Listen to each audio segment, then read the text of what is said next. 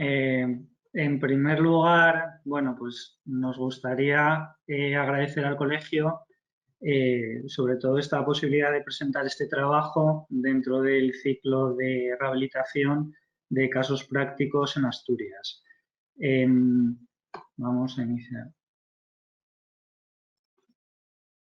Bien, no sé si se está viendo bien la presentación.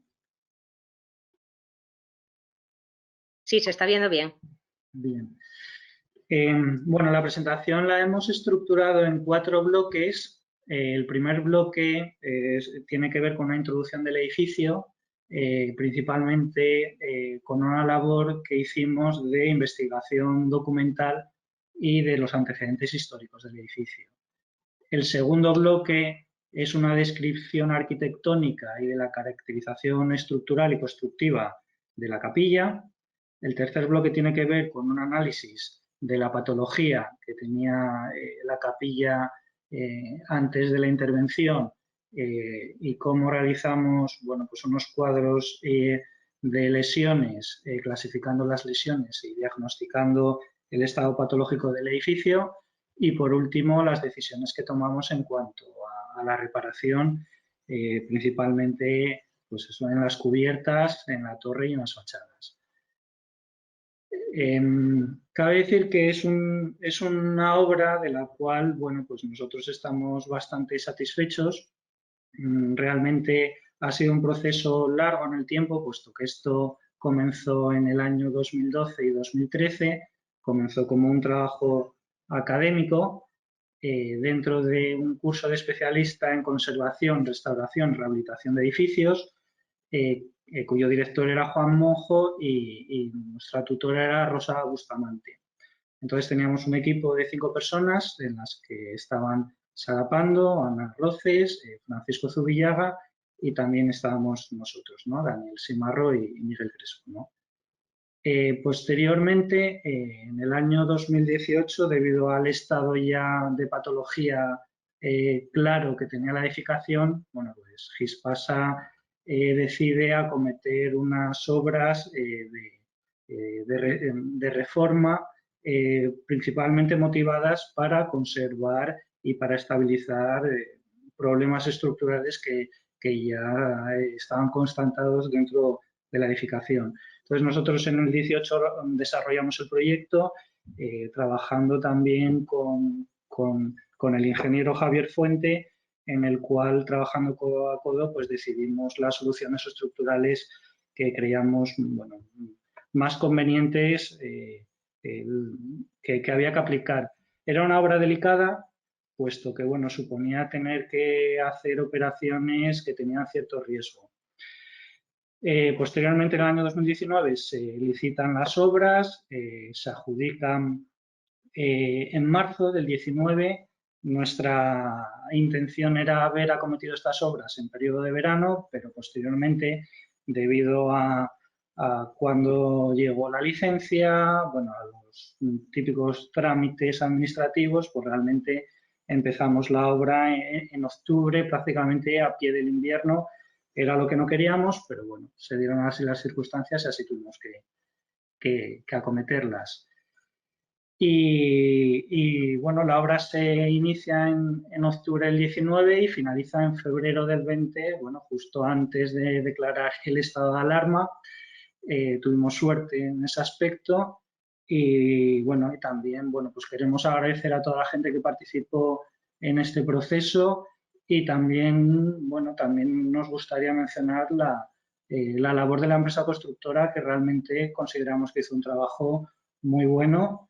Pese a ser una licitación ajustada en precio, nunca nos negó absolutamente nada ni cuestionó ninguna orden durante la dirección de obra. Por lo tanto, bueno, la verdad es que estamos muy contentos con la empresa Peralte, que en este caso trabajó muy bien con nosotros. Creo que hay que decirlo también.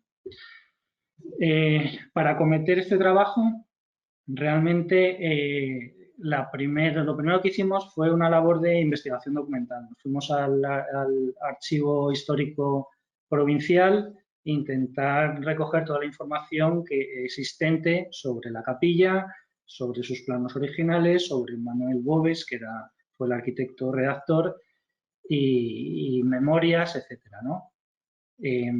Afortunadamente, nosotros en esos momentos estábamos trabajando en la construcción del hospital, lo cual nos daba pie a poder a tener un acceso muy fácil a la capilla, ¿no? Entonces nos permitió hacer, pues, desde un levantamiento planimétrico muy preciso, tomar muchas fotografías, hacer varias inspecciones visuales, incluso la oportunidad de hacer calas y catas para realmente tener un conocimiento de la edificación sobre la que había que diagnosticar cuál era su estado, ¿no? También nos apoyamos en el laboratorio de petrofísica de la Universidad de Oviedo, básicamente para hacer un análisis de la piedra con la que estaba construida la capilla, y todo esto derivó en la elaboración de unas fichas de lesiones y de unos mapas de lesiones para poder emitir un diagnóstico del estado de conservación del edificio. Toda esta información era necesaria para poder plantear una intervención lo más adecuada posible, teniendo un conocimiento bastante detallado de cómo era el edificio y de qué era lo que le estaba pasando. En cuanto, bueno, el edificio, la capilla está situada en lo que era el antiguo Hospital Psiquiátrico Provincial de la Caudellada, situada en el nordeste de la ciudad de Oviedo, y actualmente se encuentra formando parte del actual complejo del Hospital Universitario Central de Asturias, cuya finca pues, está limitando con los barrios de Teatinos, de la Corredoria y de Prado de la Vega. Como comentaba, la primera labor que hicimos fue irnos al Archivo Histórico Provincial e intentar rescatar toda la información disponible de este edificio, ¿no? Y entonces sabíamos que había formado parte del antiguo Hospital Psiquiátrico de la Cadellada. Entonces nos encontramos un primer proyecto de 1926 de Manuel Boves, en el cual era un proyecto innovador, donde se planteaba una ciudad sanitaria que estaba caracterizada por estar formada por múltiples pabellones, y la capilla era un pabellón más, ¿no? Era el pabellón número 4 dentro de 40 pabellones, ¿no? Y estaba situado en un eje central donde estaban todos los edificios comunes, ¿no? De uso común. Y una de las características de este hospital, y por lo que era revolucionario, era por su concepción de puertas abiertas, de estar situado en un ámbito eminentemente rural, donde dominaba la terapia ocupacional y donde había actividades como la agricultura o la ganadería que se utilizaban también como terapias para los pacientes en el entorno de la salud mental. En 1927 aparece un segundo proyecto de Manuel Boves, en el cual, principalmente por motivos económicos, pues se decide reducir de 40 a 23 pabellones, y la capilla pasa a ser el pabellón de capilla, el pabellón número 3, abandona ese eje central y aparece en una posición un poco más ladeada a un costado, que tiene que ver con la posición que ocupa actualmente. El hospital comienza a construirse a lo largo de la década de los 30, pero con el comienzo de la Guerra Civil en 1937 principalmente, pues se destruye prácticamente su totalidad. En esos momentos la capilla todavía no se había iniciado su construcción. En el año 40 se recupera otra vez el comenzar a reconstruir todos los pabellones dañados por la guerra. Manuel Boves realiza un tercer proyecto muy similar a ese segundo que había realizado, y donde ya se corresponde con el proyecto, con el edificio actual construido, ¿no? Estos son los planos originales del proyecto de Manuel Boves, y ya nos llamó la atención esa solución ciertamente original que planteaba en la cubierta.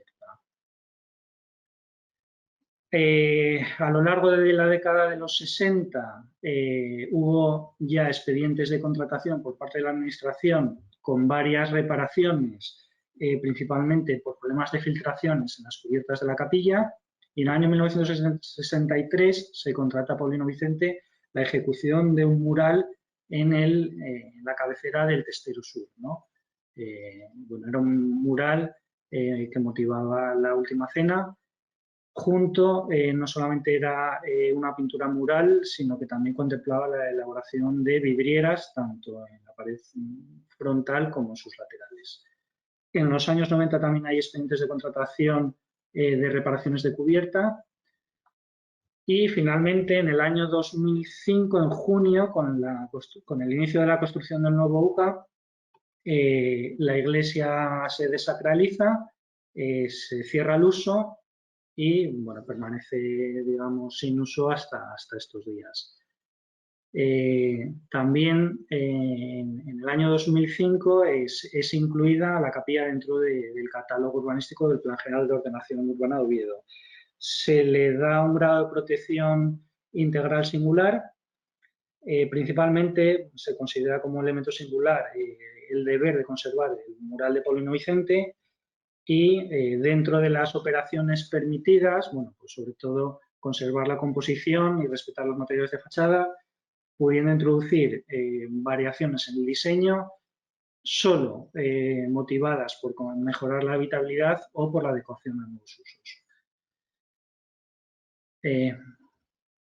En este segundo bloque, bueno, pues vamos a describir el edificio tal como, bueno, lo hemos situado. La capilla forma parte dentro del complejo del nuevo Hospital Universitario Central de Asturias.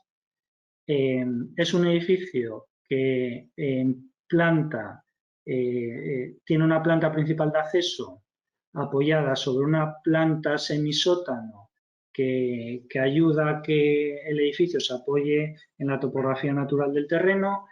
Esta planta semisótano tiene una ventilación cruzada y ha tenido diversos usos a lo largo del paso de la historia. Durante el hospital psiquiátrico era el mortuorio, posteriormente se utilizaba de almacenes, de locales de instalaciones, etc. La planta principal o planta de acceso está caracterizada por una nave principal con un ritmo de 5 arcos fajones con sus contrafuertes y adosada la sacristía, y se accede a esta nave principal a través del nártex situado debajo de la torre del campanario. También existe una planta intermedia sobre la que se sitúa el coro y las plantas de cubiertas, ¿no? El edificio tiene unas medidas de 19,30 metros de largo por 8,70 metros de ancho, ¿no? Y cada una de las crujías de los 5 arcos fajones bueno, pues sale una luz de 4,90 metros, casi prácticamente 5 metros, ¿no? Volumétricamente se pueden diferenciar 3 volúmenes claros, ¿no? La nave principal, como hemos dicho, con su ritmo de los 5 arcos fajones, el volumen de la sacristía y el volumen de la torre del campanario, ¿no? Con una cota de altura de la edificación de 27,40 metros. Todas las cubiertas se resuelven con cubiertas a 2 aguas, exceptuando de manera singular en la torre del campanario, que está rematada por una pirámide octogonal muy característica, ¿no? Bien. En las secciones podemos claramente ver esa planta semisótano. Principalmente tiene la ventaja de tener una ventilación cruzada en toda la edificación. La nave principal, la planta del coro y la torre con una escalera que da acceso al campanario, ¿no? Y el pináculo con esa pirámide octogonal. Tal como hemos dicho, durante el levantamiento que hicimos topográfico, gracias a las catas que se pudieron hacer, bueno, pues nos llamó la atención principalmente la solución de la cubierta, ¿no? Al inicio teníamos dudas si esta bóveda era una bóveda real o era una falsa bóveda, y realmente con la cata pudimos verificar que se trataba de una bóveda tabicada, pero no solamente el sistema de cubierta era el de la bóveda, sino que era un sistema mixto muy original de una celosía metálica apoyada en un arco fajón con una estructura metálica a 2 aguas de cubierta.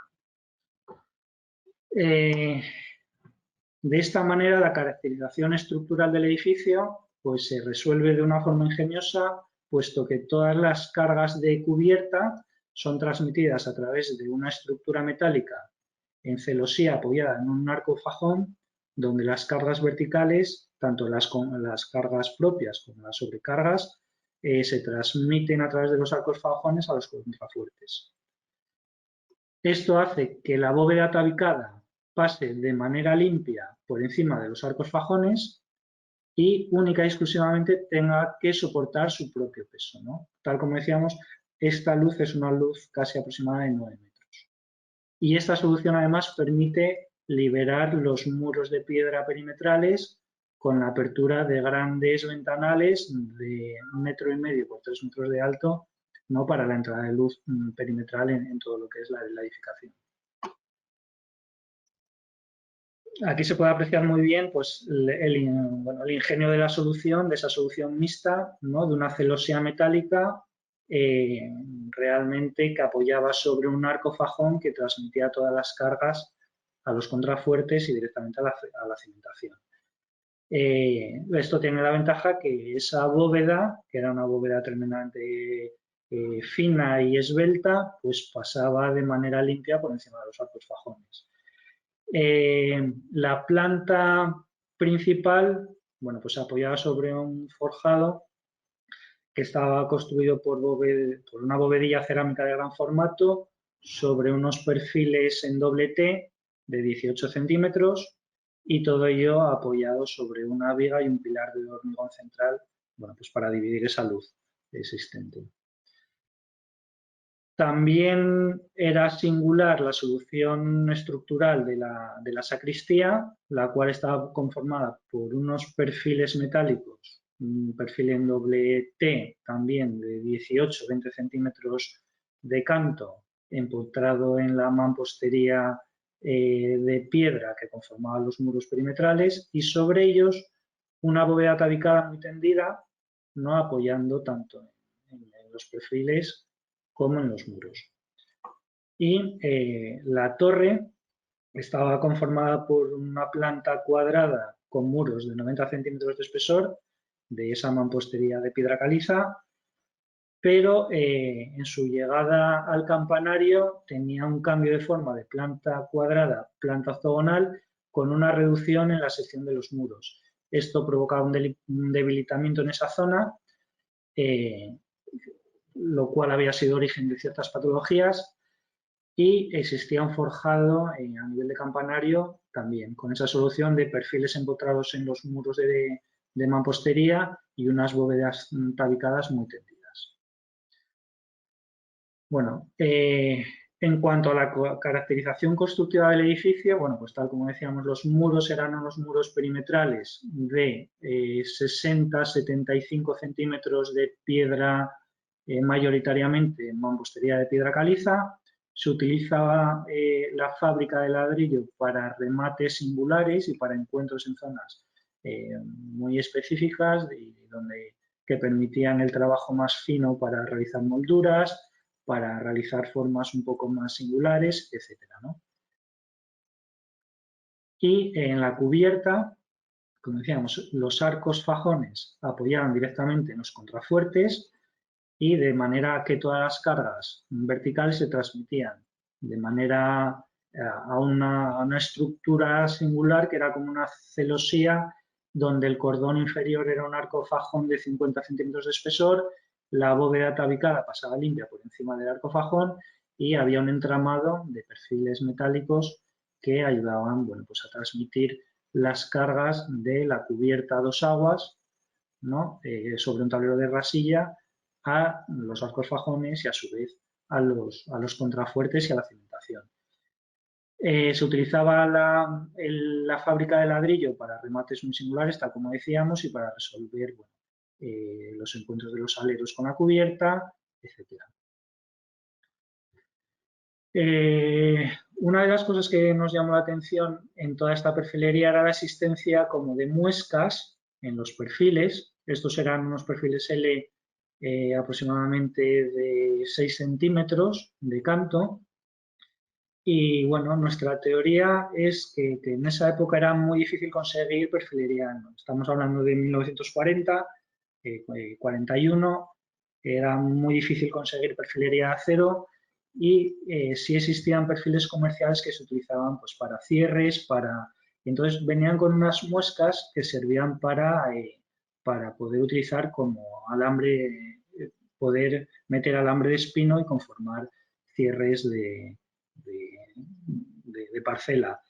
Incluso no descartamos que fuera perfilería reutilizada de toda esa zona, puesto que toda esa zona durante la guerra había estado fuertemente vallada y cerrada. También pudimos comprobar pues las secciones de los perfiles debajo del tablero de cubierta, el estado de oxidación, de pandeo que tenía, etc. Bueno, aquí vemos una foto de la bóveda tabicada, era una bóveda de 12 centímetros, formada por triple rosca de rasilla de 3 centímetros contrapeada, ¿no? Y con un revoco interior de cal de otros 3 centímetros aproximadamente. La solución de la sacristía era una solución también tremendamente singular. En el momento que retiramos este techo de cañizo, la verdad es que nos parecía que era muy bonita, pero sí que tenía un defecto de construcción original, y es que en el apoyo de las bóvedas perimetrales con el muro se había hecho con un tablero de madera, ¿no? El cual con el paso del tiempo pues estaba podre, se había caído y el agua de lluvia pues entraba directamente en el interior de la sacristía.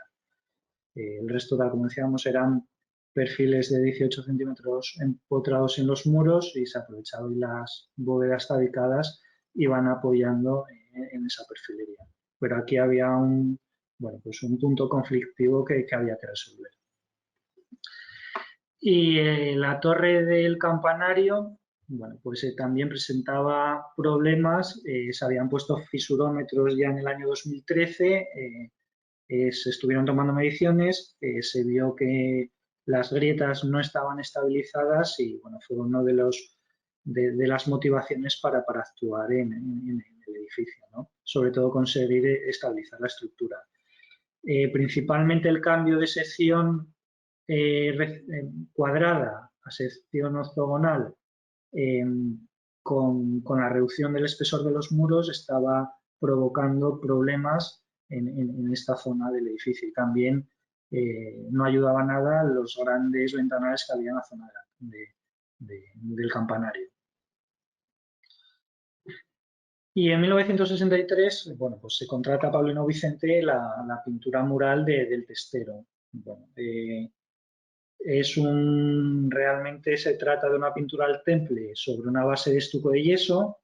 Es una obra realista donde las figuras están pintadas a un tamaño mayor que el tamaño natural, y como característica singular, nos comentaron que los rostros de los figurantes, ¿no? Puesto que representa la última cena, y entonces los rostros de cada uno de los apóstoles eran gente conocida tanto del hospital psiquiátrico, bien pacientes, bien personal que trabajaba, incluso uno de ellos es el propio Paulino Vicente, ¿no? Tal como apunté en la introducción, pues el primer trabajo que entendíamos que teníamos que hacer era identificar las lesiones del edificio, analizarlas, clasificarlas e intentar detectar cuál era su origen para poder atacar el problema desde el origen y elaborar un diagnóstico, ¿no? Sin un diagnóstico claro y un conocimiento de cómo estaba construido y de cómo era el sistema estructural, quizás las intervenciones planteadas pues a lo mejor podían fallar. De esta manera, pues hicimos una clasificación detectando las lesiones físicas, las lesiones mecánicas y las químicas. Dentro de las lesiones físicas, que eran claramente de origen directo, pues se detectó las humedades existentes tanto en la cubierta principal como en la cubierta de la sacristía,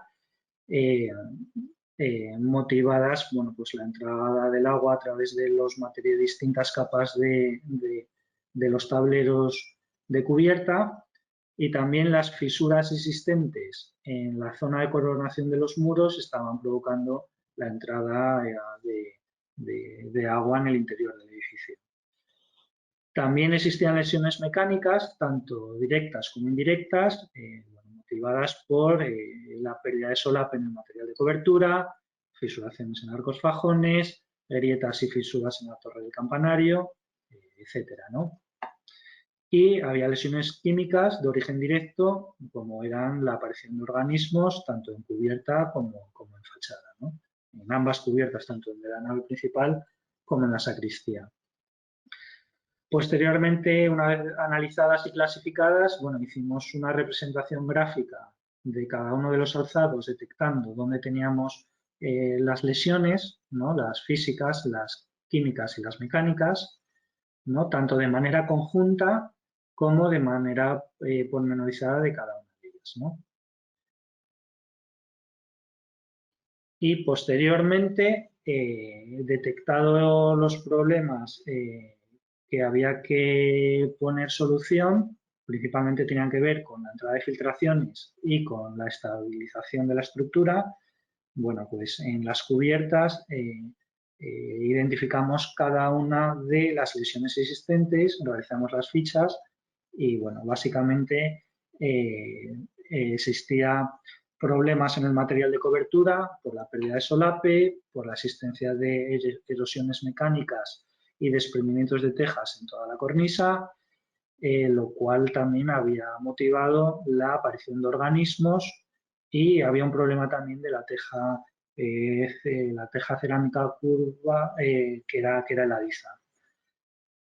En la base soporte del material de cobertura también se detectan lesiones que tenían que ver con el soporte estructural, pues los perfiles estaban en un estado de corrosión muy avanzado, tenían pandeo lateral, existía pérdida de sección, tal como dijimos en algunos perfiles, por esas muescas que encontramos en ellos, etcétera, ¿no? Incluso los arcos fajones presentaban ya fisuraciones, bueno, que eran claras y notorias. Todo ello provocaba que el sistema de evacuación de aguas no funcionaba correctamente, bueno, pues originado pues, por eso, la pérdida de solape en los materiales de cobertura, erosiones mecánicas y físicas en las tejas, aparición de organismos, etcétera, ¿no?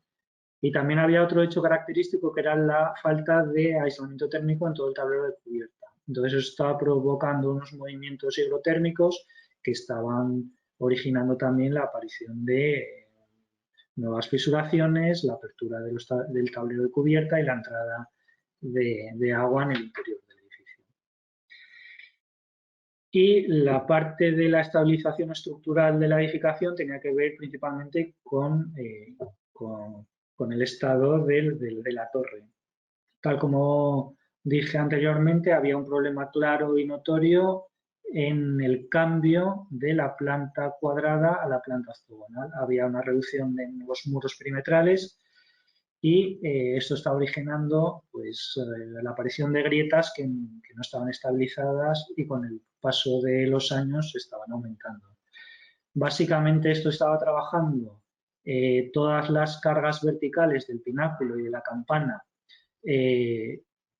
También no ayudaba nada la apertura de estos grandes huecos en el campanario, pues estaba provocando esfuerzos verticales, ¿no?, que estaban originando grietas y también esfuerzos horizontales rasantes que se estaban provocando en el forjado rasante del campanario. Hicimos un levantamiento dibujando cada una de las grietas y las mediciones que estábamos recogiendo a través de los fisurómetros. Y por último, en la fachada, bueno, pues, tal como se veía en los planos de las lesiones, bueno, pues teníamos todo tipo de patologías, ¿no?, desde desprendimientos, aparición de organismos, en las cornisas bueno, existía el alero de Tejaroz, en muchos puntos estaba desprendiendo la teja, la aparición de fisuras verticales en todo el muro de coronación que estaban provocando la entrada de filtración, en la reducción de los contrafuertes debido a la solución original del edificio, pues estaban apareciendo también organismos en toda esa zona e incluso estaba provocando humedad en la piedra de los contrafuertes, etcétera, ¿no? Nos apoyamos en el laboratorio de petrología de la universidad también para conocer las características de la piedra. Era una piedra de grano fino, era la piedra de caliza de Santa Marina de Piedra Muelle y, bueno, y realmente es una piedra bastante porosa que estaba dando, bueno, problemas sobre todo de entrada de agua y de aparición de organismos y de ensuciamiento, ¿no? Bueno, con esta base nos permitió, bueno, pues tener un conocimiento del edificio, de qué era lo que le estaba pasando y a partir de ahí plantear pues cuáles eran las soluciones que creíamos que eran las más adecuadas para la capilla, ¿no? En la cuarta parte de la ponencia presentaremos las actuaciones de reparación subdivididas en 4 zonas. En primer lugar, describiremos la intervención en la cubierta de la nave principal, a continuación en la cubierta de la sacristía, para luego explicar la actuación en la torre del campanario y finalmente la intervención en las fachadas.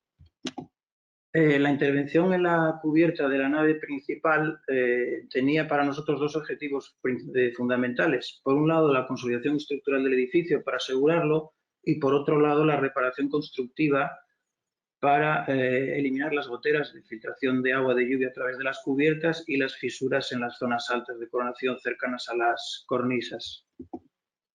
Para ello trabajamos desde la sección transversal del edificio. En este caso mostramos el corte por el arco fajón con 2 premisas principales. Por un lado, entendíamos que no debíamos tocar la bóveda tabicada como un elemento constructivo interesante que debía de conservarse y que no podíamos debilitar. Por tanto, aquellos nudos ocultos de la cercha original no querríamos descubrirlos para no debilitar esta bóveda y lesionarla, tanto en un futuro como también durante la fase de obra, porque podíamos entrar en riesgo para los trabajadores. La otra premisa importante para nosotros era la de, entendiendo el sistema de funcionamiento estructural de un arco, transmitir las cargas de la cubierta sobre este y sobre los contrafuertes de manera simétrica, ya que esta geometría curva sufre en caso de transmitirle cargas asimétricas. La clave de nuestra intervención está en el diseño de esta cercha, que como comentaba Miguel, la cometimos con una participación fundamental de Javier Fuente, que es el ingeniero con el que trabajamos en temas estructurales, y se trata de un diseño de una celosía de estructura de acero biapoyada en los puntos, en los extremos, sobre unas piezas de acero puntuales, unos HA200, que cargaban directamente sobre los riñones de los arcos, llevando las cargas ya en vertical a los contrafuertes y de estos a las zapatas. El cordón superior de estas cerchas tenía forma triangular de cubierta y el cordón inferior tenía forma curva y no tocaba en ningún punto la bóveda, cumpliendo la primera premisa que comentábamos.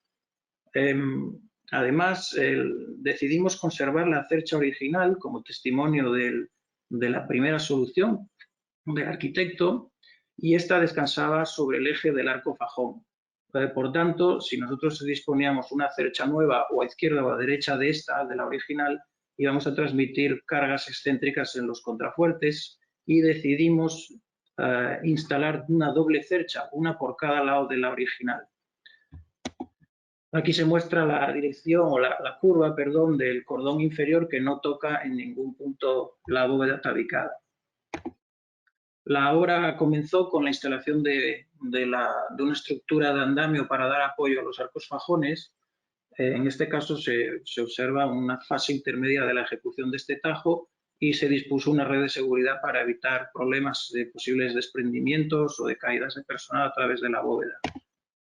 Trabajando por el exterior se comenzó retirando la teja, la teja árabe original, y ya apareció la primera sorpresa. Esta se asentaba sobre un relleno de escoria de mina ligero que se disponía entre unos muretes que arrancaban en la cumbrera sin altura y a medida que iban bajando hacia la cornisa iban ganando altura y servían de guía para disponer este relleno que comentamos, y lo que conseguían era hacer una corrección del refreno que se había generado entre la pendiente del tablero original y el alero de la cornisa del edificio.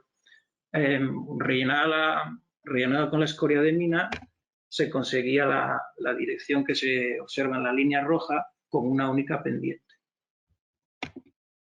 Retiradas las capas de la cubierta, aparece la estructura de acero muy dañada, como se ha comentado, con problemas estructurales por falta de sección, problemas de corrosión, de erosión, problemas en los nudos, en las uniones con las cerchas. También se puede ver en la imagen central cómo los nudos de las diagonales en los arcos están ocultos por la bóveda tabicada.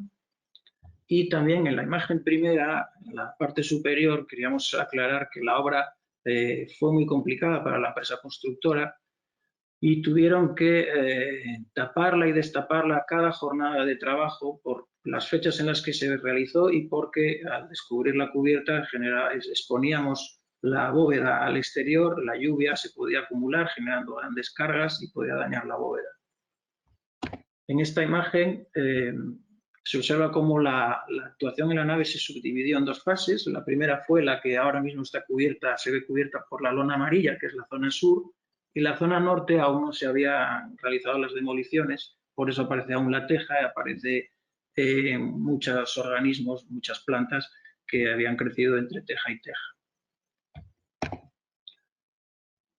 Además de la cercha metálica que estábamos comentando, también consideramos necesario disponer un zuncho de hormigón perimetral que corría por las cuatro caras de la nave, solo interrumpido en la zona del campanario, que nos servía para conseguir varios objetivos. En primer lugar, consolidar constructivamente el edificio. En segundo lugar, darle un apoyo a las cerchas para que no tuvieran desplazamiento lateral. Y también al retirar las tejas descubrimos este alero que se observa en la zona izquierda, este plano horizontal, sobre el que se iban a disponer el tejaroz. Nos sirvió para reforzar ese alero.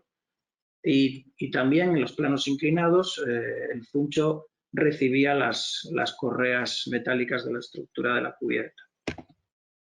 Aquí se observa la zona triangular del zuncho perimetral con la línea verde.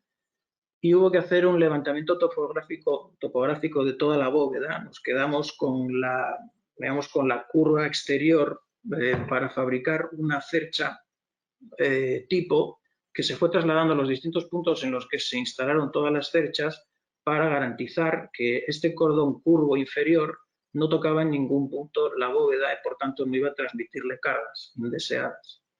En este caso, el trabajador está colocando la cercha en el extremo para replantear la posición de las placas de acero a las que se iban a soldar las correas de la cubierta. Este es el nudo de apoyo sobre los riñones de los arcos, en el que se observa levemente el HEA200 en esta posición, a los que se sueldan las dos cerchas que en el detalle de la derecha dejan entre ellas dos y conservan la cercha original, que está marcada con una línea diagonal. En esta imagen podemos ver cómo el cordón inferior curvo no toca en ningún punto la bóveda. También vemos que la cercha nueva es mucho más alta que la original en el extremo, porque tiene una pendiente diferente. Nosotros tomamos la decisión de no tener que hacer una corrección del refreno en las sucesivas capas de cubierta, sino que ya la estructura tiene la geometría y la pendiente definitiva de la cubierta. Además de la conservación de la cercha original, que ahí se ve con ese color rojo, cortamos las correas y dejamos una pequeña porción de ellas en su unión con las cerchas como testimonio de aquello que se había diseñado originalmente. Esta es la situación de la fase 1, fase sur, terminada en la parte de la estructura. La corrección que no quisimos hacer del refreno, es decir, el llevar el cordón superior con la inclinación definitiva, también nos ayudó para que en esta zona, a un cuarto de la luz, en esta posición, no se aproximaran demasiado el cordón superior inclinado con el inferior curvo. Esto también lo tomamos para no hacer ese estrechamiento. También tomamos la decisión de colocar las correas no apoyadas sobre las cerchas, sino enrasadas por la cara superior de la estructura. Aquí se ve la doble cercha, en el centro la cercha original, en su parte alta, en la cumbrera, está más o menos a la misma altura, sin embargo en la zona de la cornisa hay una gran diferencia por el cambio de inclinación. También podemos ver los perfiles de las correas conservados. Este es el detalle que comentábamos antes para reforzar estructuralmente ese tablero horizontal, ese voladizo horizontal sobre el que se van a disponer el tejaroz y la cana y la cobija de la cubierta. Es un perfil que cuelga del zuncho y que refuerza una zona que no sabíamos la resistencia que podía tener. Considerábamos que estaba construido con fábrica de ladrillo, como todas las molduras y formas especiales, pero parecía necesario aprovechar el zuncho para reforzarlo. Proseguimos con el resto de capas de la cubierta. Se dispuso un aislamiento térmico sobre la bóveda tabicada. A continuación, un termochip sobre la estructura metálica, una membrana transpirable, posteriormente una placa mini onda y una teja lo más parecida a la original, teja árabe, colocada canal y cobija, con la peculiaridad de que utilizamos un accesorio para poder instalar una fijación mecánica a cada una de las tejas.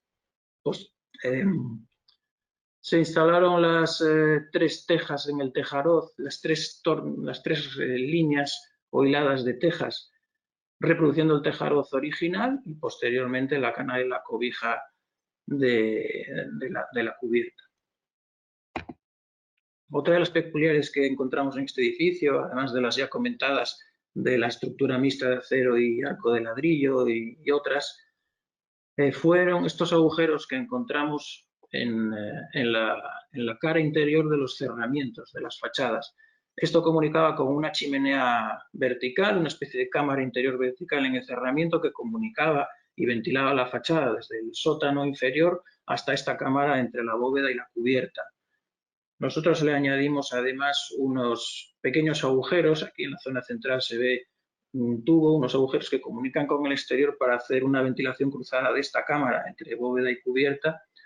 Los hicimos en las 4 caras del edificio. A continuación explicaremos la intervención en la cubierta de la sacristía, la cual la cometimos trabajando desde la sección transversal, en el mismo caso que igual que en la nave principal, con la intención estructural de reforzar esta secuencia de bóvedas en sus apoyos en los muros de piedra, donde habíamos detectado que había un problema y que estaban descalzas. Planteamos una solución con unos perfiles en T en los extremos que tenían una pletina lateral de distinta dimensión en cada lado, porque las bóvedas no se situaban centradas entre los muros de piedra laterales. Estas estaban soldadas a unas placas en sus extremos que a su vez estaban fijadas a unos dados de hormigón que se habían introducido en la piedra previo hecho un agujero en esta. Este es el estado original que nos encontramos tras retirar el falso techo.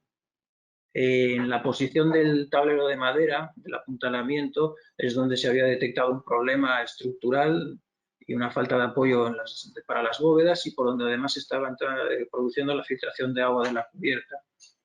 Ahí es donde propusimos la viga en T de acero, que se muestra en la imagen de la izquierda, soldada a unas placas en los extremos fijadas a la piedra a través de unos lados de hormigón.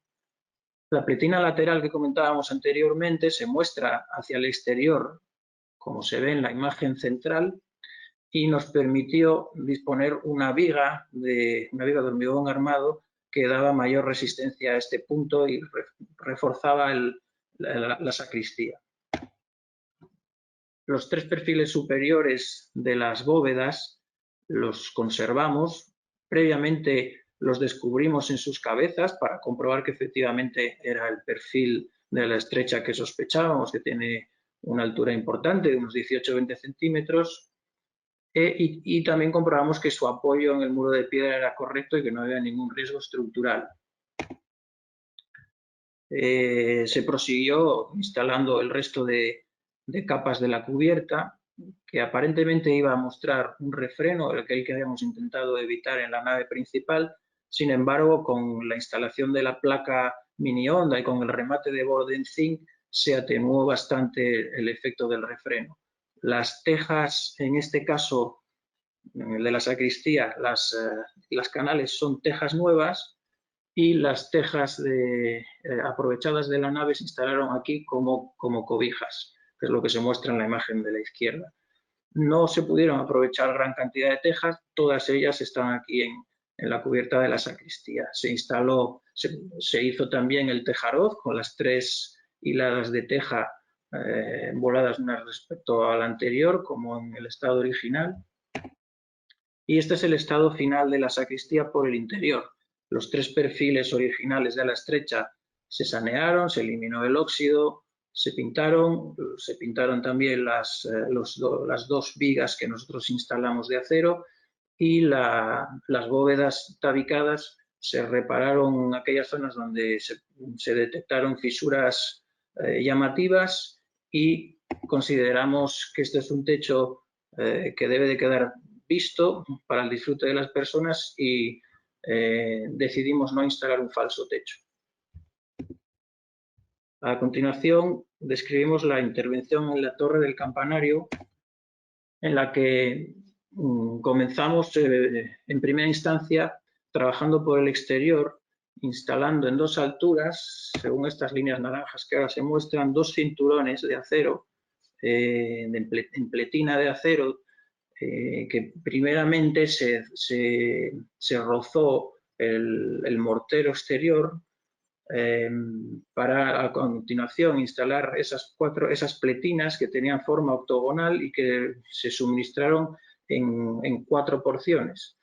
Estas se engrasaban con la fachada, por su cara posterior se rellenó con material para que entrara en carga de manera continua con la piedra, se hiciera lo más sólida posible la estructura de mampostería, y en la unión de esas 4 secciones aparece un detalle con unas pletinas como en forma de, en las que se instalaron unos tornillos y se apretó para que entrara en carga la estructura. Las 2 alturas y la posición en la que se ubicaron permitía contrarrestar esfuerzos horizontales que transmitía el pináculo sobre la base octogonal y permitía también reforzar la parte débil en el cambio de sección del cuadrado al octógono bajo el hueco del campanario. Aquí se ve una imagen de la evolución de la obra en la zona del campanario. En la última, a la derecha, podemos ver cómo el cinturón de acero, los 2 cinturones, apenas son apreciables, salvo en la unión de las distintas porciones o trozos de este perfil donde se unen y donde se hace el apriete estructural. Interiormente, el forjado del campanario también fue necesario reforzarlo, presentaba un estado de deterioro importante, no era estructuralmente seguro y tenía una construcción, como ya se explicó, y como se ve en esta planta superior, con unas vigas en dirección arriba-abajo. Nosotros planteamos un nuevo forjado justo por debajo de este y dándole apoyo con unas vigas cruzadas en dirección izquierda y derecha, serían estas vigas, con un perfil en doble L que se fijaban a unas chapas de acero que a su vez iban unidas al muro a través de unos dados de hormigón, como se observa en este detalle. Esto se completaba con un perfil de una única L cerrando un anillo que daba mayor estabilidad a la torre, un anillo perimetral en esta posición más o menos, y finalmente instalaríamos un trames de religa para que no tuviera demasiado peso, que daba seguridad en caso de desprendimiento o de caídas de personas. Esta es una situación intermedia de la ejecución con las vigas principales en dirección perpendiculares a los originales, que son estas en color más oscuro. Estas ya estaban soldadas a unas placas de acero unidas a la piedra a través de unos dados de hormigón, y esta es una situación posterior en la que ya se instaló el anillo perimetral con el perfil en L que comentábamos, ya está también el trames de religa, y esta es una imagen final en la que, además de pintar, decidimos fijar unos 4 postes que nos sirvieron para construir una barandilla a la escalera de acceso al campanario y disponer una red de seguridad. Otro punto débil del interior eran las pechinas.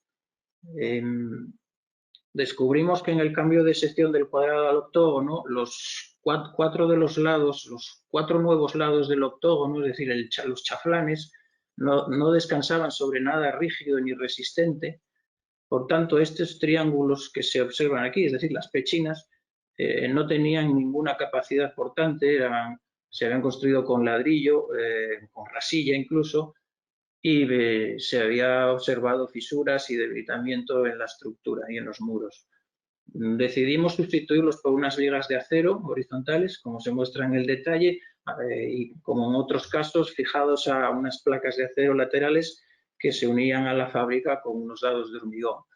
No demolimos completamente los triángulos que comentamos, sino que solo en la parte superior, dejando su parte inferior como testimonio de lo que se había construido entonces. En la imagen de la derecha aparece la situación final como la dejamos. Finalmente, la intervención en la fachada presentaba un estado de deterioro muy importante, con mucha suciedad, lavado diferencial, organismos, etcétera, y nosotros debíamos de conseguir una superficie seca, limpia y consolidada que nos diera seguridad para que las nuevas capas aplicadas no se desprendieran. Para ello se hizo una limpieza con jabón neutro en primera instancia.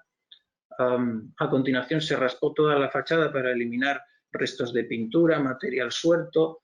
Posteriormente se aplicó un mortero de rehabilitación y de restauración para rellenar fisuras y grietas, conseguir superficies planas rellenando los huecos de material que se desprendió, y finalmente se aplicaron 2 manos de pintura, una primera base y la terminación final. Se utilizó pintura transpirable al silicato. Consideramos que es muy recomendable en este tipo de intervenciones en edificios históricos, que además están acabados en mortero de cal, por la transpiración que le da al edificio, la capacidad de transpiración que se le aporta a las fachadas.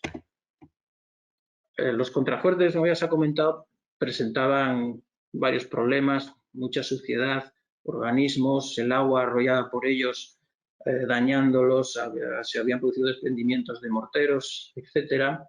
Tomamos la decisión de plantear una solución muy sencilla, instalando en los planos inclinados en 2 alturas diferentes unas piezas de zinc con una construcción típica de cubierta de zinc, con un tablero aglomerado de hidrófugo sobre rastreles, una huevera y finalmente la chapa de zinc, resolviendo los encuentros superior e inferior con unos goterones que nos permitían que el agua no corriera por los contrafuertes de arriba abajo, y observando con el tiempo el resultado, la verdad es que es satisfactorio y se ha conseguido que estas chapas protejan estas zonas del edificio.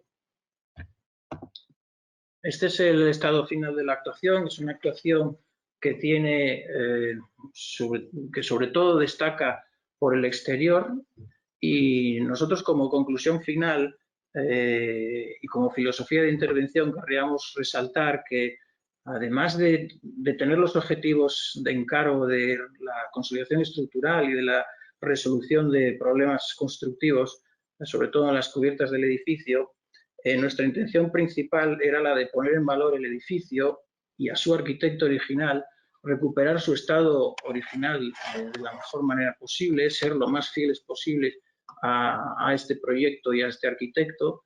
Entendemos que nosotros estábamos aquí de paso, reparando el edificio, y que nuestro cometido debía de ser el de, como digo, recuperar la obra original de Díaz Boves, del arquitecto. Por tanto, nosotros tendríamos que conseguir pasar desapercibidos y conseguir el carácter de permanencia en el tiempo de la obra del arquitecto se reforzara y se mostrara tal y como era. Entendemos que hay teorías sobre cómo intervenir en edificios históricos.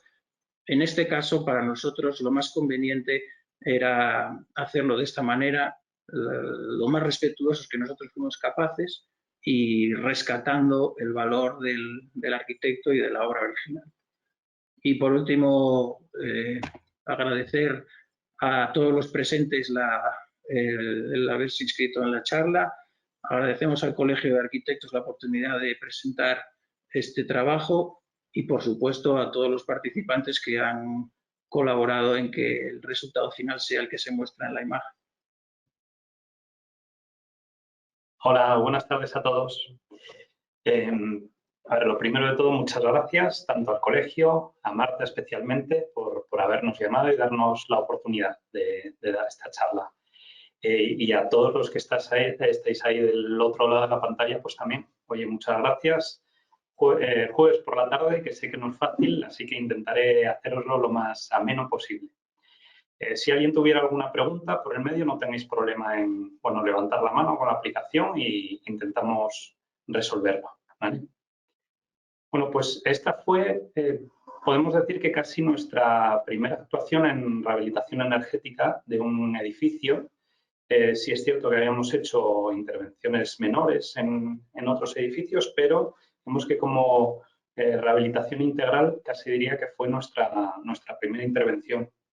Entonces, aunque voy a hacer un repaso de cómo fue, que nos encontramos y demás, también os voy a tratar de explicar con ese punto a hacer didáctico, porque entiendo que si no muchos, prácticamente todos ya saben lo que es una fachada ventilada, lo que es un SATE, pero sí que voy a tratar de deciros con qué cosas distintas nos habíamos encontrado, o por lo menos para nosotros que fueron la primera vez, por así decirlo. La charla va a tener este pequeño guión. Voy a hablaros de las patologías, los problemas que tenía el edificio, cuál fue la solución técnica que planteamos para solucionarlos, cómo fue toda esa ejecución, toda esa puesta en obra y al final lo más interesante que es qué mejoras se obtuvieron, ¿no? Qué mejoras tuvieron los vecinos. Este edificio de Álvarez Garaya, en Gijón, bueno, en el centro de Gijón, es de finales de los años 60. Sistema constructivo, el similar, bueno, el habitual de la época, de una doble fachada de ladrillo, con una cámara sin aislamiento. Tiene 17 plantas, esa baja, más 15 más un ático. Ahí veis los datos principales, 5.600 de superficie construida y nuestra intervención en la superficie de fachadas y cubierta, 3.000 metros aproximadamente. El presupuesto, ahí lo veis, 705.000 euros, que, bueno, ojalá se mantuvieran estos precios, porque fue una intervención global muy completa, fachada principal, dos medianeras bastante importantes, todo el patio y la cubierta. Hoy en día, desgraciadamente, estos precios ya quedaron en la historia. ¿Cuál fue el problema principal que tenía la fachada? Hay un punto característico de este edificio y es que tiene estructura metálica. El tener estructura metálica hace que estos edificios habitualmente tengan más movimientos, pequeños movimientos que al final hace que cualquier elemento rígido se pueda fisurar.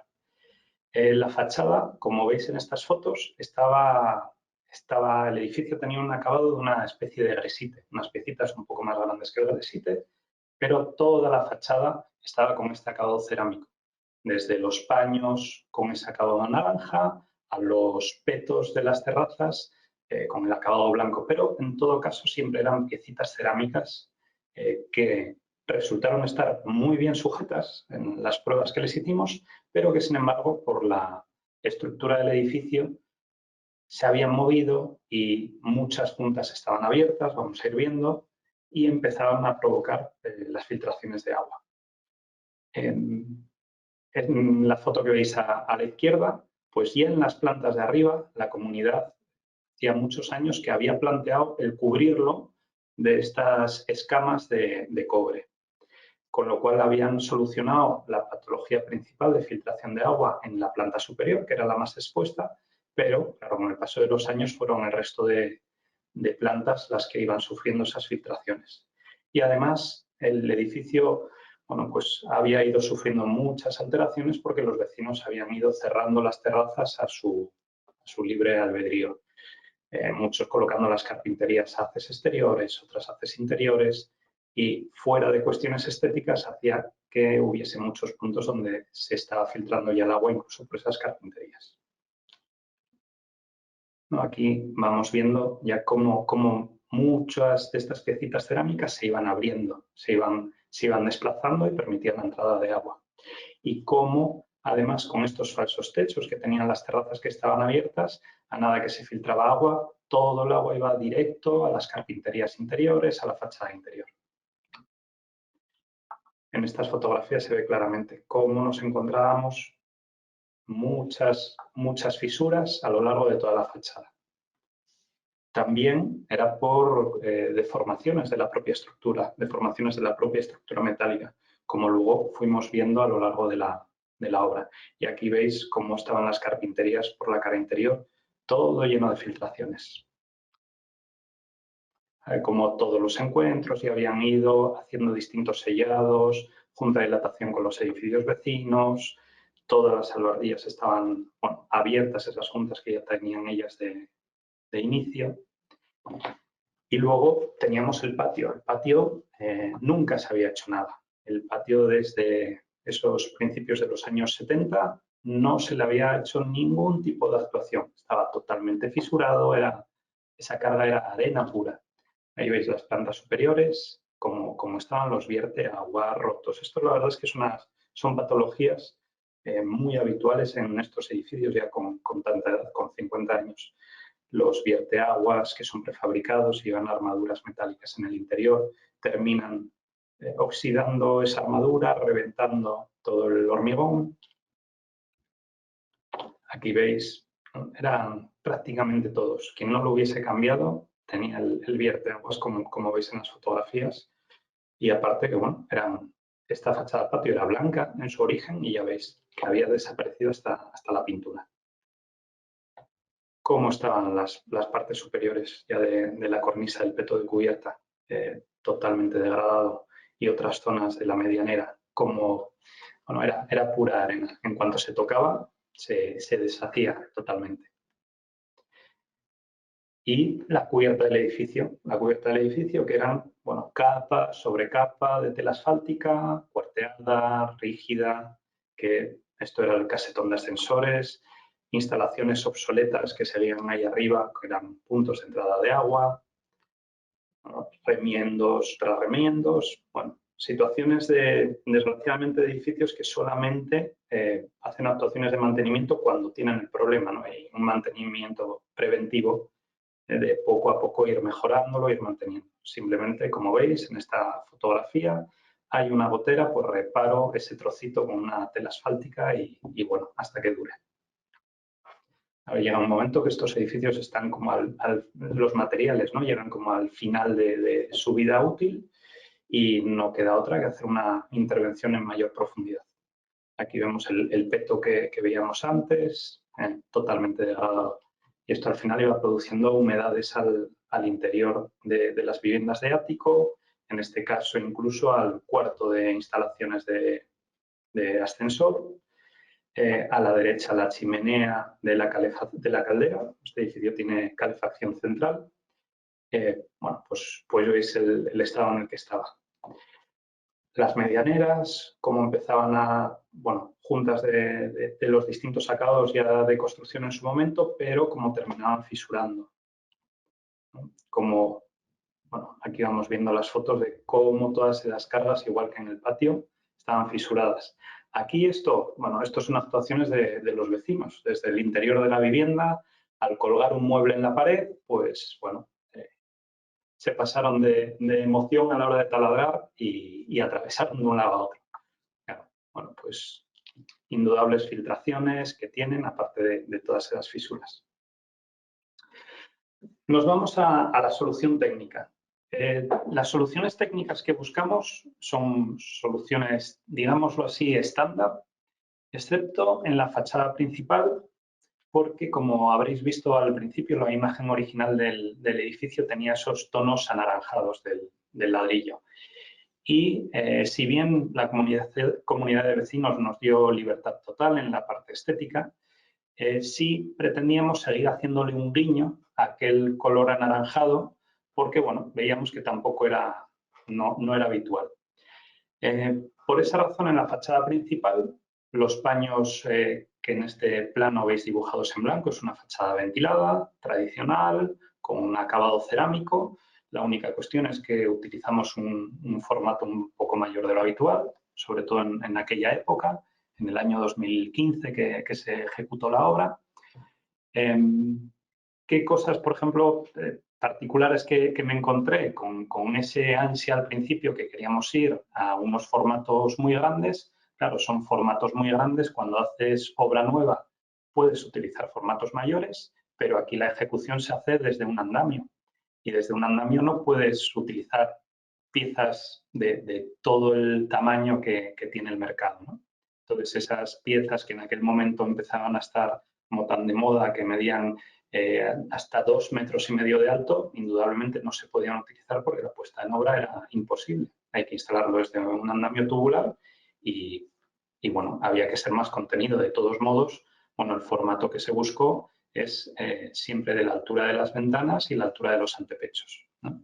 Entonces, esa parte blanca en los planos es una fachada ventilada. La parte que aquí veis anaranjada, como pretendíamos recordar aquel tono, pero sin ser tan evidente, lo que ideamos fue utilizar un sistema SATE, que el mortero de acabado iba a ser de color naranja, pero que por delante íbamos a utilizar una chapa troquelada que nos dejase intuir en determinados momentos ese color anaranjado, ¿vale? En las medianeras y patio nos fuimos a una solución de SATE con acabado en mortero. Este detalle constructivo que veis es el de la fachada principal con la chapa troquelada. Es decir, tenemos la fachada original, el sistema SATE con el mortero en acabado naranja, pero que luego, ayudándonos de piezas que vienen del sistema de fachada ventilada, de unas ménsulas, conseguíamos sujetar por delante esa chapa troquelada que nos hiciese de filtro, que nos permitiese tener la imagen que queríamos del edificio e insinuar el tono naranja del fondo. Después, este es el detalle de la fachada ventilada normal, tradicional, vamos a decirlo, que como estábamos utilizando unas piezas cerámicas de un formato tan grande, lo que hicimos fue instalarlas enmalladas, es decir, la cerámica lleva por detrás una malla de fibra, de modo que si por cualquier cosa se rompiese una de las piezas, quedaría unida al resto gracias a esa malla y evitaríamos riesgos de desprendimientos. Por lo demás, es el sistema de ménsulas y perfiles con el aislamiento de lana de roca por la parte de atrás. Todos los recercados de los huecos de ventana se hicieron con aluminio composite. También una solución bueno, muy habitual, porque con el composite conseguimos con sus plegados resolver muy fácil cualquier encuentro, los encuentros con la carpintería, los encuentros con la fachada ventilada y además en este caso nos permitía el remarcar o darle un poco más de importancia a las ventanas que estaban dentro de sus paños de fachada ventilada. Siempre, muchas veces tenemos la intención de hacer estos recercados con la propia cerámica. Es cierto que se puede, pero son soluciones bastante más complejas y al final más caras. Por esa razón vemos y también comprobamos en otras obras de la ciudad que la solución más recurrente es hacer estos recercados de panel composite. Y bueno, en este caso nos parecía interesante, sobre todo porque como había pocas ventanas aisladas dentro de los paños blancos, nos parecía interesante el hacer ese resalte, aparte de la parte técnica de darnos mucha polivalencia. La parte de más carácter, ¿no? Más carácter que puede tener el edificio, esa chapa perforada. No había ningún sistema comercial, no había ninguna cosa en el mercado realmente que lo solucionase. Entonces, esto fue una solución obviamente diseñada desde el proyecto, pero depurada en obra. En este trabajo una de las cosas que aprendimos es la importancia de la dirección de obra y la importancia en muchos casos de hacer modelos y de hacer pruebas en la propia obra. Entonces teníamos diseñada la parte estética bueno, pues siempre es más fácil, digamos, pero la parte técnica también queríamos tener el respaldo de quien finalmente lo fuera a ejecutar. Entonces, esto era lo que teníamos definido, esa estética, buscábamos solamente que con 2 modelos de panel, combinándolos, pudiésemos dar bueno, una cierta riqueza a la fachada, que no se viese el mismo patrón excesivamente repetido. Entonces, simplemente lo que íbamos haciendo era, con esos 2 modelos, ir poniéndolos del derecho, el otro lo poníamos boca arriba, por así decir, y haciendo todas esas combinaciones solo con 2 paneles, bueno, conseguimos que el patrón no se repita en exceso. Aquí llegó, bueno, pues la puesta en obra. La puesta en obra, aquí veis la imagen del andamio que os decía. Al final todas esas piezas cerámicas tienen que subir por un montacargas, hay que montarlo desde un andamio que los huecos de trabajo no son tan amplios, con lo cual todos esos materiales que diseñamos y que luego hay que implementar en obra tienen que tener unas dimensiones lógicas. ¿Qué nos encontramos en la fachada? Obviamente el primer análisis de fachada se había hecho desde las propias viviendas. Ahora desde el andamio podíamos comprobar muchas más cosas. Y aquí veíamos cómo esos acabados cerámicos están en algunas zonas mucho más agrietados de lo que nos esperábamos, ¿vale? Lo primero era comprobar su anclaje, comprobar si había riesgos de desprendimientos y evidentemente todas esas partes eliminarlas. Aparte de eso, las zonas que estaban muy fisuradas se empezaron a hacer catas a llegar hasta la fábrica que teníamos en el interior. ¿Qué nos sirvió? Por un lado, comprobamos que esa cerámica estaba muy bien adherida. Era prácticamente imposible conseguir sacar los azulejos uno a uno. Y luego comprobar que en muchos casos las fisuras llegaban hasta el soporte, hasta ese ladrillo del fondo, ¿vale? ¿De dónde viene? Lo que vimos es que principalmente venía de los movimientos que tenía la estructura metálica, porque además los teníamos en muchas zonas en diagonal y siempre en las esquinas de los vuelos, lo cual ya nos hacía ver que íbamos a tener que enlazar, que grapar todas esas fábricas. Y ya veis ahí, desde el inicio ya empezábamos a valorar ese tono naranja que queríamos darle a la fachada, a ese telón de fondo. Y como veis que era un degradado inicialmente, pues bueno, fue esa idea estética que teníamos que a través de los agujeros de la chapa se viera el naranja, pero también que fuera degradado, que fuera sutil. ¿Y qué cosas te vas encontrando durante la obra? Pues que cuando desmontas un falso techo, aquellos falsos techos de madera, pues te encuentras, ahí está, la estructura metálica del edificio, que además, bueno, pues de aquella no estaban ni siquiera tratadas. Tenían una pintura muy leve, pero en muchos casos ya tenían problemas de corrosión, con lo cual no quedaba otra que darle tratamiento para pasivarlo, para protegerlo contra la corrosión futura.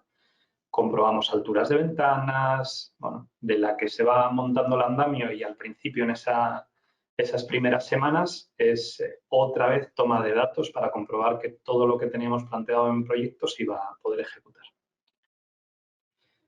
Y aquí iban apareciendo todas esas fisuras, todas esas aperturas que os iba diciendo, toda la subsanación de todas esas patologías que iba teniendo el edificio y que obviamente íbamos a cubrir después. En estos casos siempre es obligatorio el hacer las pruebas de extracción, es decir, comprobar qué resistencia tiene la fábrica, la fachada original, tanto a la izquierda para los anclajes de la fachada ventilada.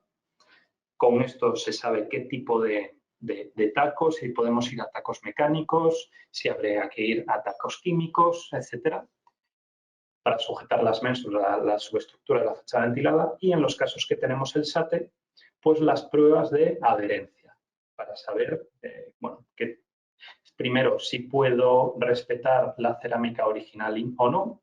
En este caso hubo que hacer dos pruebas. Por un lado, la de adherencia, como veis, pero luego, por otro lado, nos respaldamos en el fabricante del sistema SATE para garantizar que si no retiramos la cerámica, la fachada fuera lo suficientemente transpirable para no aumentar condensaciones en el interior.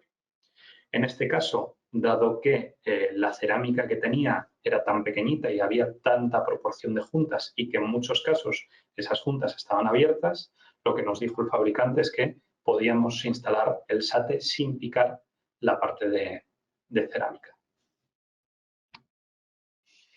Aquí veis las grapas que se fueron ejecutando para ir uniendo todas esas fábricas que estaban fisuradas. Se abre la roza, se meten las varillas de acero inoxidable con resina para, vamos a ir viendo posteriormente, cerrarlo con mortero, un mortero sin retracción. Entonces, al final, estos son todo grapas en todas las plantas, es exacto, ir cosiendo el edificio, en una palabra. A partir de ahí, seguimos hablando de la fachada principal. Estos son los petos, esos que a futuro se irán con el mortero naranja.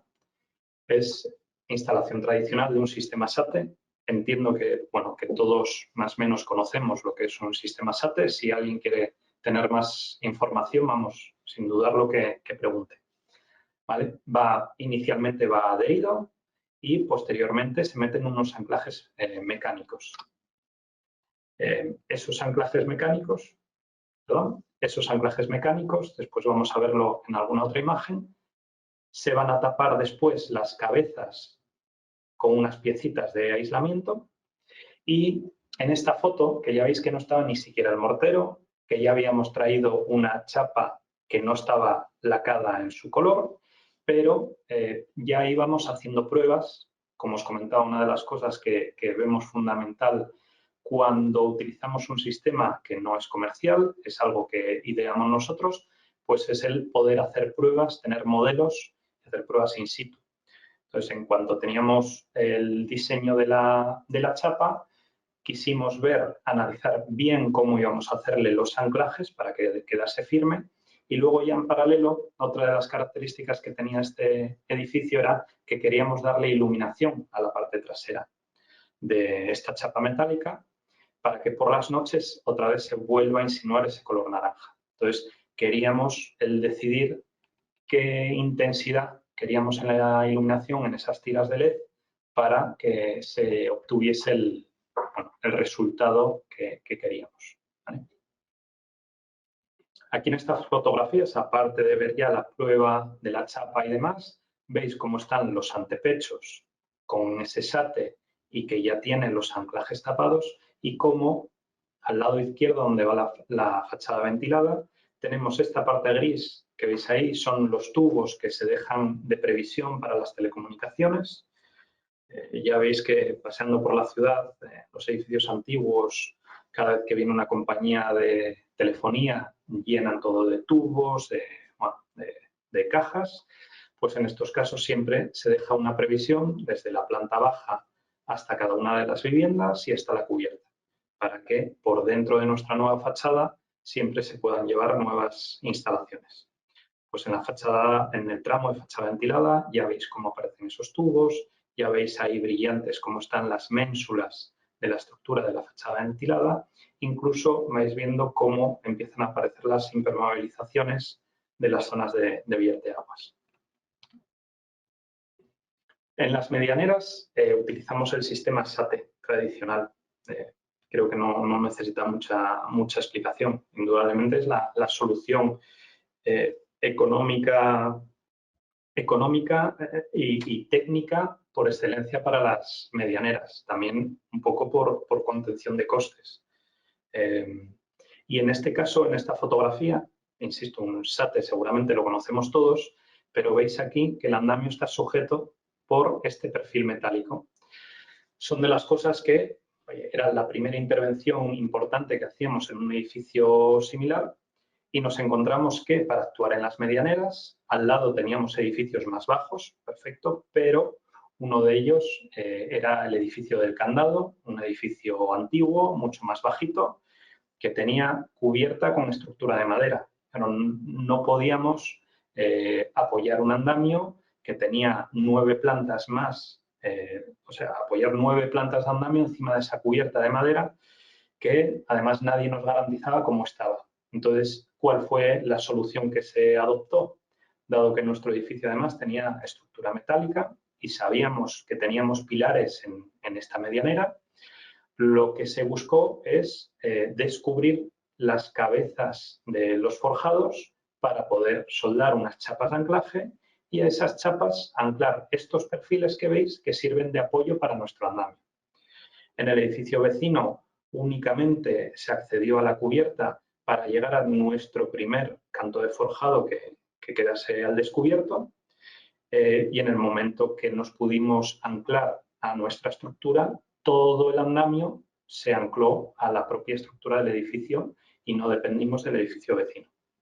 Bueno, pues, por ejemplo, para nosotros fue la primera vez que tuvimos que buscar una solución de este estilo.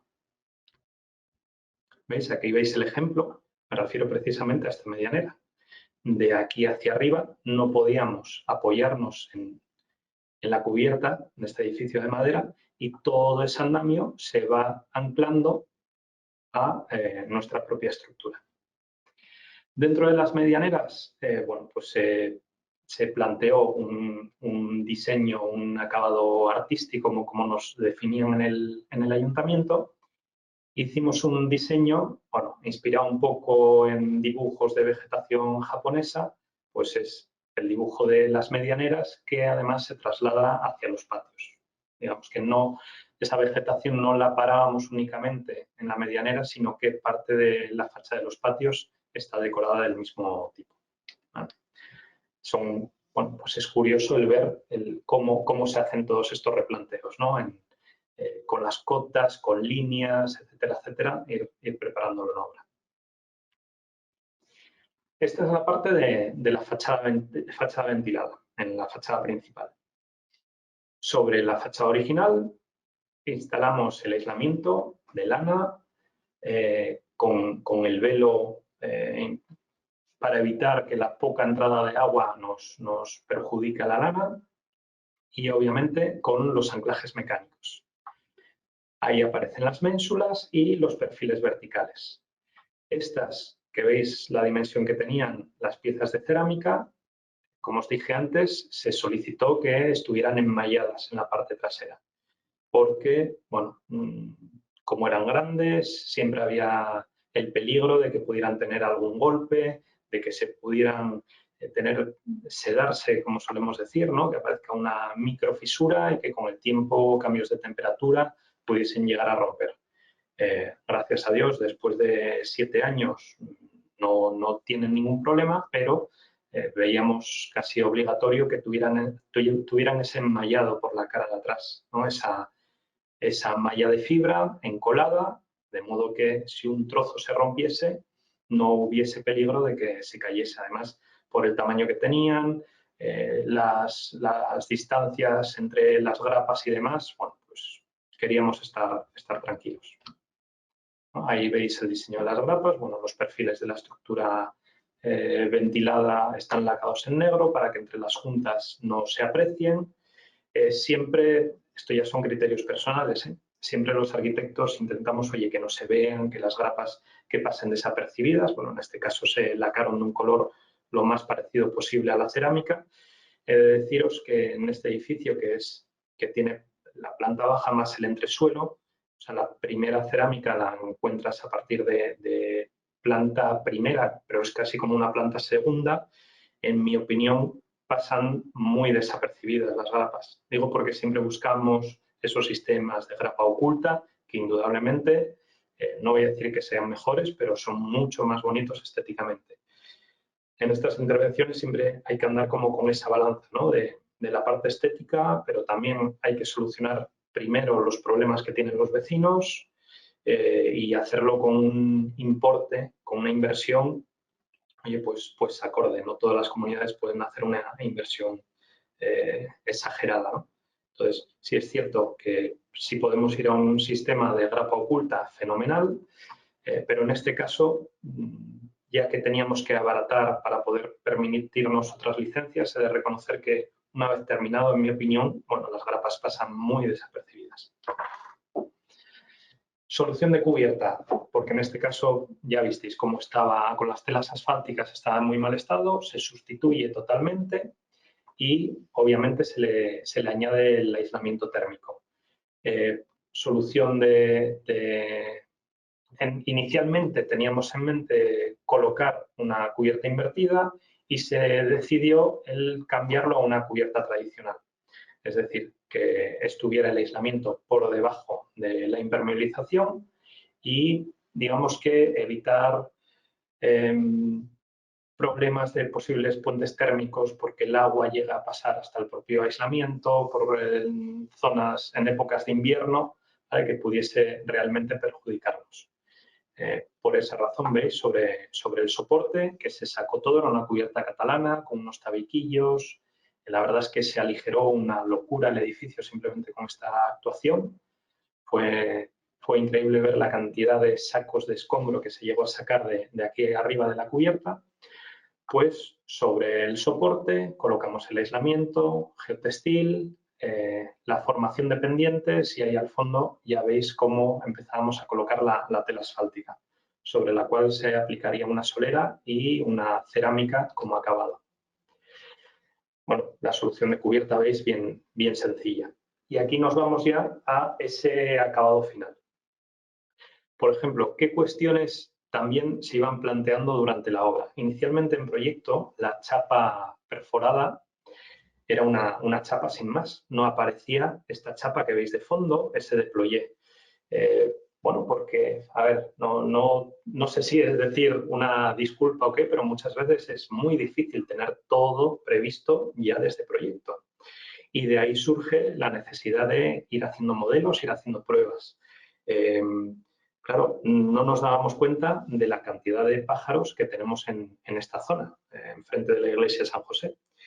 No solo palomas, que aquí no van a entrar, pero se nos planteaba la duda de si podrían llegar a entrar y que aquello terminase siendo un nido de gorriones, por así decirlo. Entonces, fue una de las cuestiones que vimos en obra, la necesidad de poner esas mallas antipájaros, vamos a llamar, por la parte trasera. Y luego tuvimos que ir haciendo varias pruebas sobre la sujeción de esa malla antipájaros porque sopla mucho viento, es un edificio que está más expuesto de lo que parece y el viento hace mucha fuerza. No queríamos que una malla contra la otra fuese como una pandereta, ¿no? Entonces tuvimos que hacer varias pruebas hasta que dimos con el anclaje, con todos los puntos de anclaje que necesitábamos para que no sonase esa chapa una contra la otra. Aquí en este caso ya veis de fondo cómo aparece el sate de color anaranjado y en la foto de la derecha, bueno, pues se vuelve a insinuar ese naranja que a mí personalmente me gusta porque en función de la hora del día, sobre todo por la tarde, que le llega a dar el sol directamente, va cambiando mucho en función de la iluminación que haya. La parte de fachada ventilada con esos recercados de composite que comentábamos en las ventanas y esos grandes paños de cerámica. Aquí veis las imágenes del resultado final, cómo aparecen esas medianeras bastante potentes que fuimos decorando con esa vegetación japonesa, vamos a decir. Cómo evidentemente se respetaba la estructura original del edificio. Bueno, he de decir que el edificio, con todas las alteraciones que habían hecho los vecinos, era ya tan feo el pobre que a nada que le hiciéramos, bueno, pues sabíamos que mejor lo íbamos a dejar, ¿no? En este caso se respetó la estructura tan clara que tenía, sin hacer combinaciones de colores ni nada en la parte de fachada ventilada, y donde digamos que aumentábamos el gasto con idea de darle más carácter estético es en esos antepechos. ¿Vale? Ahí veis de un lado y otro, es bastante simétrica esa fachada. Vale, y en estos son esos momentos del día que os comentaba que a mí personalmente me atraía ver cómo en unas zonas se intuye más el naranja, de repente desaparece y se ve todo mucho más oscuro, en función de dónde le vaya pegando la luz van apareciendo esos gestos.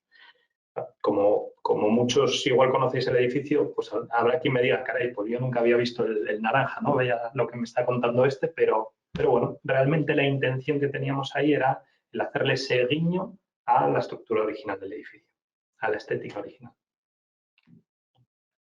Ahí está la parte de iluminación, que indudablemente, bueno, pues teníamos la duda, solamente el LED debajo, si colocamos el LED arriba y debajo, lo que buscábamos era que nunca se viese la tira de LED. Vimos en las pruebas que si colocábamos una tira en la parte superior, desde la calle se iba a ver, no teníamos manera de ocultarla y como os decía, esto era un alarde estético, no se pretendía hacer a la comunidad gastar en exceso por más, que les pareció buena idea, les ilusionó y demás, pero bueno, teníamos que ser comedidos.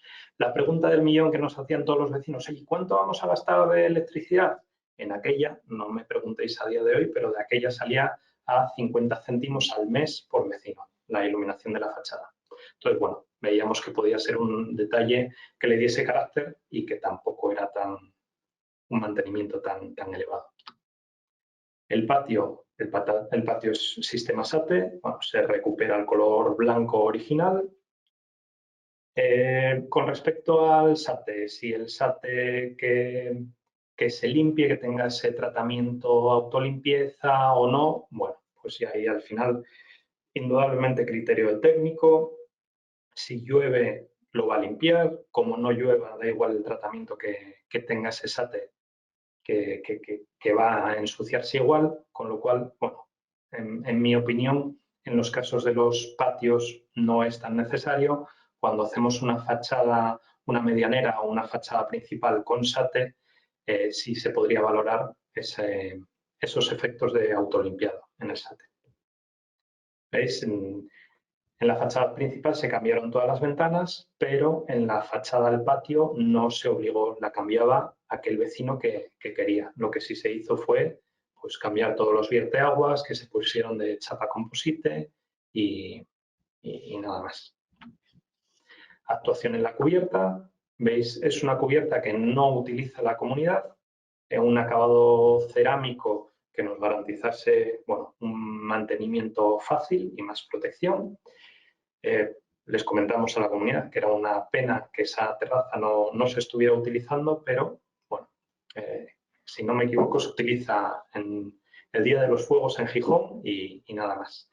Pero se hizo el tratamiento de todo el casetón del ascensor, cubierta del casetón del ascensor, como os comenté antes, toda la cubierta del edificio y una barandilla de protección, que no había barandilla originalmente, y la verdad es que cuando tenían labores de mantenimiento era peligroso. Es un edificio muy alto y sobre todo muy expuesto. Le pega el viento por todos los lados. Ahí el acabado de las medianeras que comentábamos antes. Y al final todo esto se hace por algo y es una de las partes que más nos recompensan, por así decir, que es el después de tiempo preguntar cómo están los vecinos, qué mejoras notan. Y en este caso es un edificio de calefacción central. Tienen la suerte de que tienen un portero y ese portero todavía a día de hoy va mandando los resultados de los ahorros que están teniendo en calefacción. Tiene calefacción central por gasoil. Sí es cierto que las calderas son tan antiguas como el edificio. ¿Con esto qué quiere decir? Que en este momento están puestas al mínimo del consumo que pueden tener, al mínimo de funcionamiento. Si tuvieran unas calderas nuevas, bien de gasoil, que ya no se utilizan, ¿no? Pero si las calderas fueran nuevas del combustible que fuera, estos ahorros se multiplicarían sin ninguna duda. Entonces, de todos modos, es una manera muy buena de ver simplemente el ahorro que se tuvo actuando sobre la envolvente. Había una comparativa del año 2009-2010, 2014-2015, que es la época en la que estábamos con el proyecto, y 2015 cuando se ejecutó la obra. La obra se terminó en 2016 y ya veis 2016-2017 la bajada en los consumos, ¿no? Por colores iban cada uno de los meses en los que estaba funcionando la calefacción. Y se vio que se llegaba a conseguir en algún mes ahorros de casi el 50% en el consumo de gasoil. Con lo cual, bueno, esto implicaba a la comunidad en aquel momento ahorrar cada mes cerca de 2.500 euros de combustible, que es una locura. Ojo, en los meses de invierno, no son 2.500 euros por 12 meses, sino que en los meses de invierno de calefacción suponían 2.500 euros. Es una barbaridad. Entonces, bueno, indudablemente, en este caso, la comunidad tiene un ahorro muy importante que se traduce en la parte económica. Pero siempre me gusta comentar los ahorros. Siempre hablamos, ¿no?, de mejora energética, vas a ahorrar tanto en calefacción, vamos a contaminar menos, indudablemente, pero hay otra serie de mejoras que inicialmente no se valoran y que, en mi opinión, tienen una importancia tremenda, que es la mejora del aislamiento acústico en las viviendas. En este caso, al haber cambiado todas las ventanas, la diferencia es tremenda en el interior de esas viviendas. Es una calle muy transitada en la que, bueno, también hay mucho movimiento nocturno y es una mejora que muchos vecinos nos comentan. Obviamente se eliminaron las humedades por condensación. Claro, aquí es un edificio que tiene calefacción central. Eso ayuda a que no haya habitualmente muchas condensaciones. Pero gran parte de ellas venía que el cerramiento se empapaba y al evaporar, gran parte de esa evaporación iba hacia el interior de la vivienda. Ahora el cerramiento no se empapa, con lo cual no tiene ninguna humedad que evacuar. Por supuesto, se eliminaron las humedades por filtración, no solo en las fachadas y carpinterías, sino también en cubierta. Esa mejora generalizada en el confort en el interior de las viviendas, claro, tienen solamente, si podemos decir, tienen un problema, que es que el edificio está mucho más aislado, las calderas ya están puestas al mínimo, no las pueden poner más bajas y en este caso sí que tenían mucho calor dentro de las viviendas. Ahora, indudablemente, cambiaron los horarios de calefacción, también por el importe de los combustibles, ¿no? Pero una de las cosas que decían es que a nada que se ponía la calefacción, ya las viviendas estaban calientes y aguantaban mucho más ese calor, ¿vale?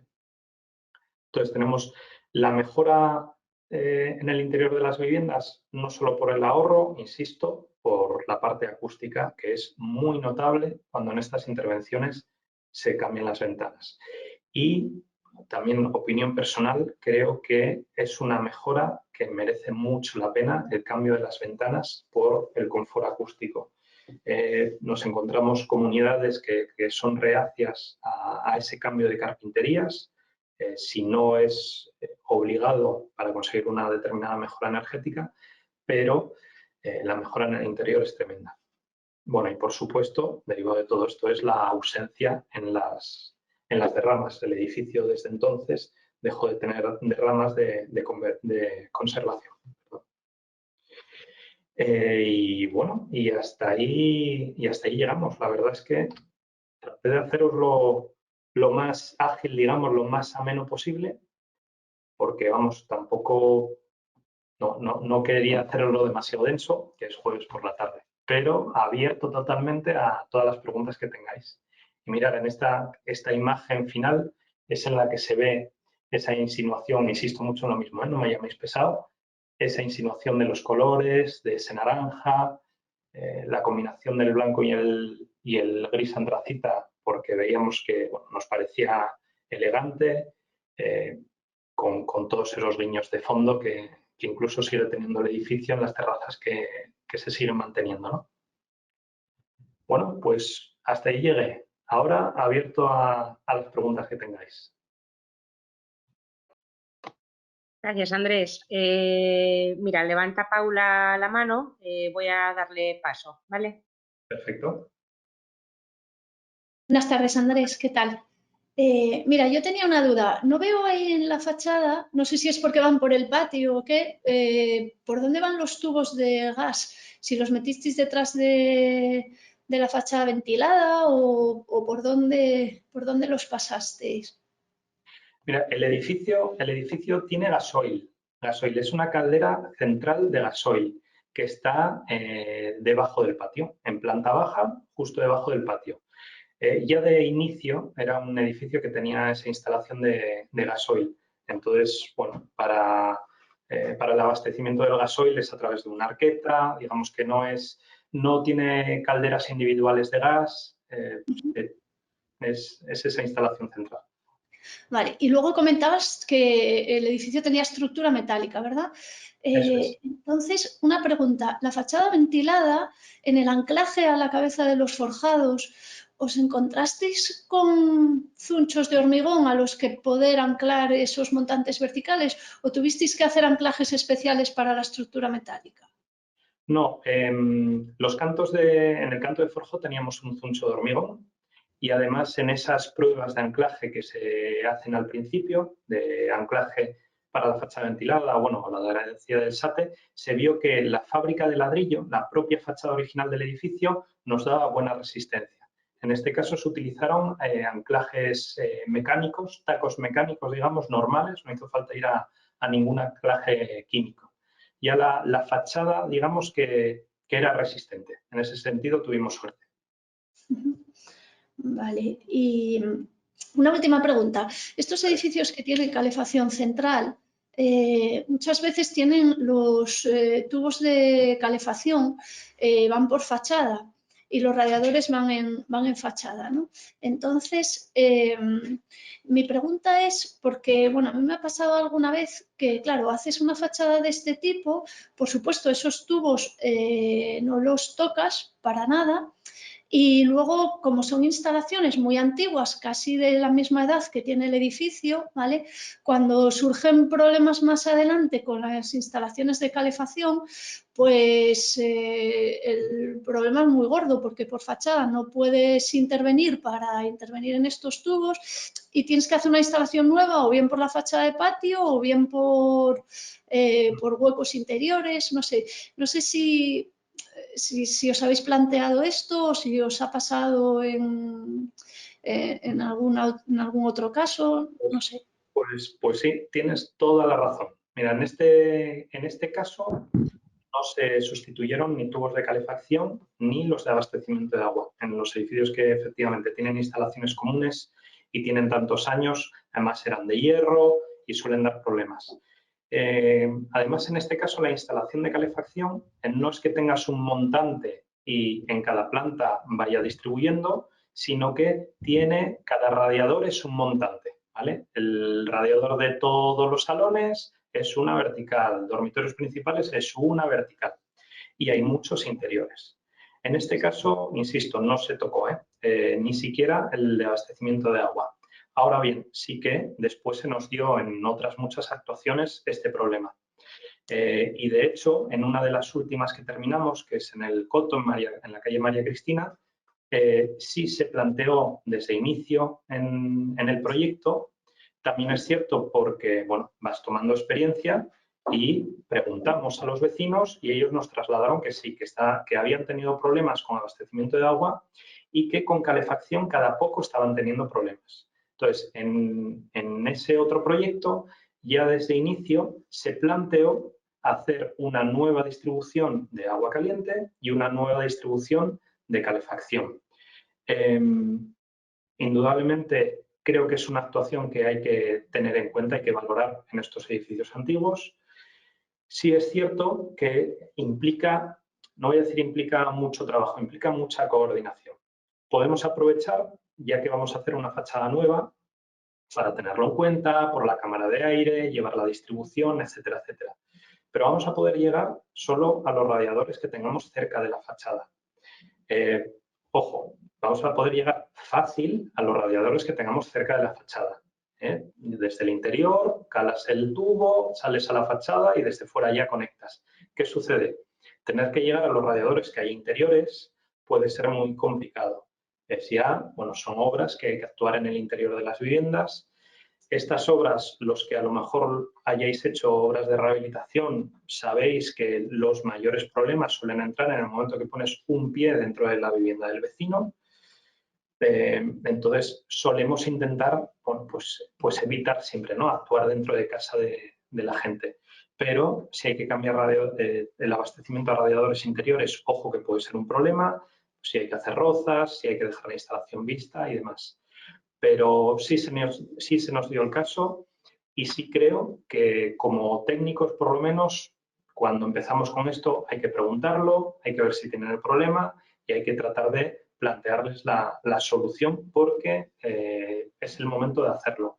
Dejar una previsión, como intentamos hacer en algún caso, de decir, oye, mira, os vamos a dejar en fachada estos tubos, estas...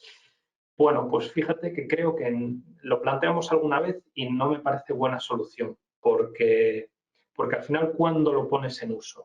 ¿Cuando ya lo necesiten todos los vecinos o no? Entonces, yo creo que de plantearlo es plantearlo de una y cuando se hace la fachada ya ponerlo en funcionamiento.